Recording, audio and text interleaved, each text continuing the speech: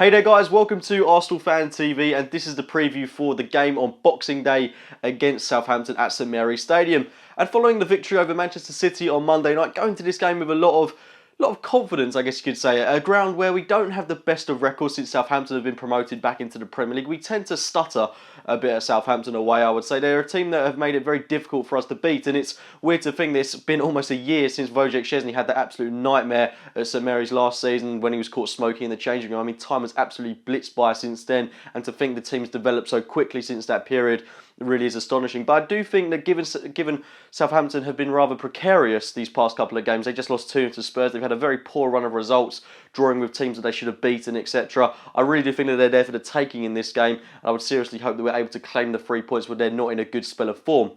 But it's not a game we can take for granted. It's not a guaranteed 3 points despite Southampton not playing well. They've got a very good team. They've got players that could definitely hurt us. I'm not so worried about players like Graziano Pella. I definitely think Mertesacker Koscielny should be able to cope with someone of his stature. They're very adapted to coping with players of his ability, I guess you could say. But it's more players like Sadio Mane, Shane Long, Dusan Tadic, players with more agile abilities that I think we could potentially struggle with. But nonetheless, our midfield battle against Man City was absolutely bang on. I thought Flamini dealt really well with Yaya Toure.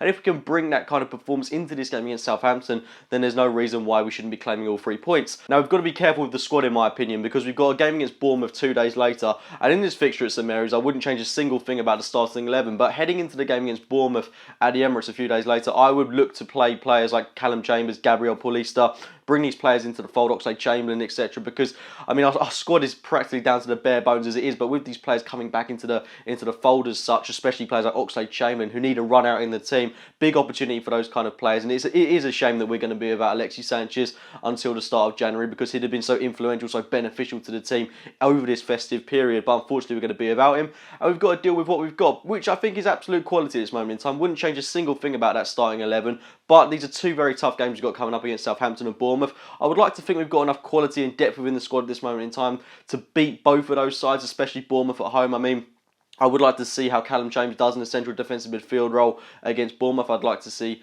if he's capable of playing in that position. But, I mean, this game against Southampton is the one I would prioritise. Out of the 2, I'd say it's the more difficult. But both games are very unpredictable. But we should be looking to get 6 points out of 6 in these fixtures. Southampton, of course, like I say, not in the best of spirits. But Boxing Day fixtures, practically anything can happen in these games. I just hope that we're able to turn up on the day and get a win as a late Christmas present of sorts. Get your thoughts on the game in the comments box below. Subscribe to Arsenal Fan TV if you're new to the channel. Like the video if you have enjoyed it, and as always, I will speak to you very soon, and I hope you have a very Merry Christmas.